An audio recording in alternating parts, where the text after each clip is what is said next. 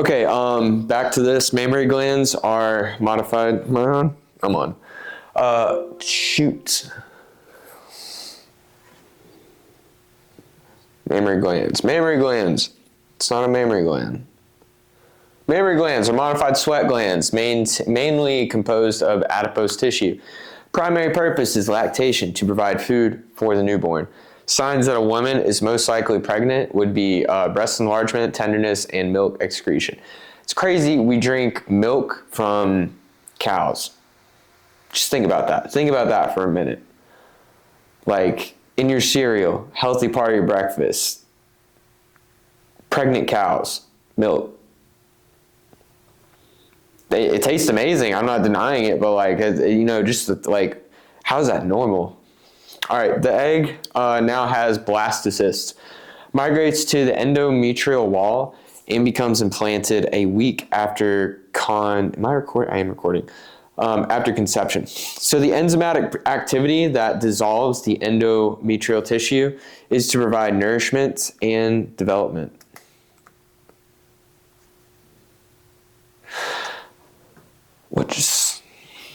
Bro, okay.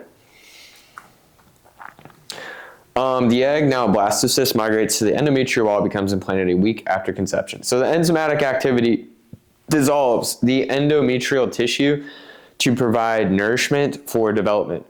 The implementation mechanism may result in a spotty, painless vaginal bleeding. Implementation triggers the development of placental tissues. And you have formation that stimulates the release of human how did I say this? I'm always learning new words. Chorionic gonadotropin. I don't know what this word is. Gonadotropin hormone, signaling the pregnancy has started. So it is a hormone that is green lighting, like, yo, we're pregnant. The corpus luteum begins to produce hormones to support the pregnancy until the placenta develops. So I guess when you pee on a stick, maybe it is the chorionic gonadotropin hormone that comes out so you can know if you're pregnant or not. 2 weeks after conception, the following occur. The blastocyst evolves into an embryonic disc. The placenta begins to tap into the external layer of the blastocyst, where the lacunae, any of those words, spaces fill with maternal blood form. The connection allows the embryo to draw on the maternal circulation, serves as the beginning of the umbilical cord. In the 3rd week after conception, the following occurs. So hold on. All right. So the blastocyte evolves into an embryonic disc. The placenta begins to tap into the external layer of the blastocyst, where the lacunae spaces filled with maternal blood form. Connection allows the embryo to draw on the maternal circulation. Cool. All right. 3 weeks. The blastocyst officially becomes an embryo. The process of specialized body system formation begins with the appearance of the central nervous system, cardiovascular system, the spine, the portion of the skeletal anatomy, and an S-shaped tubular heart begins to beat. So at 3 weeks, 3rd week, 21 days, the heart begins to beat, an S-shaped tubular heart. Interesting. I feel like this is arguably whenever that line of like, when is the baby a baby versus cells? Whenever circulation happens, the heart begins to beat. I mean, that's how we always determine whether someone's dead or not in the field. We stick a 4-lead on them. There's no heartbeat, no electrical activity. They're dead. In the 4th week of pregnancy, the placenta develops and begins to perform crucial functions, serves as an early liver, synthesizes glycogen and cholesterol, metabolizes fatty acid, produces antibodies to protect the fetus, provides respiratory gas exchange, functions as fetal lungs, transports nutrients from maternal to fetal circulation, excretes waste to maternal,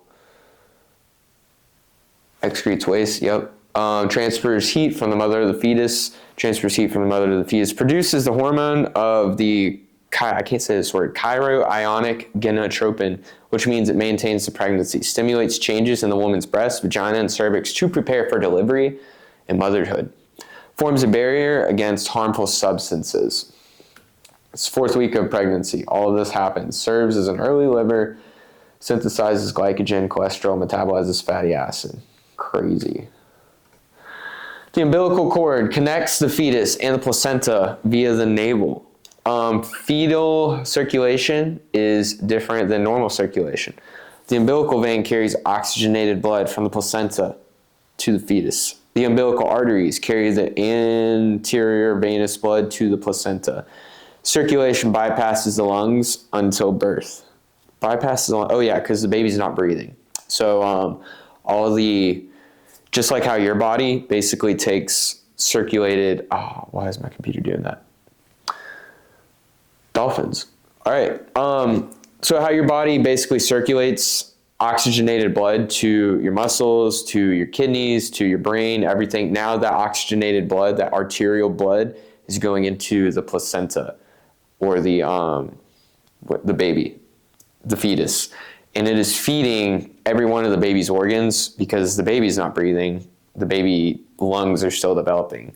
So because it needs oxygenated blood, the lungs of the mother is breathing for the baby. How do I fix this? Come on back now. We're going to take a second.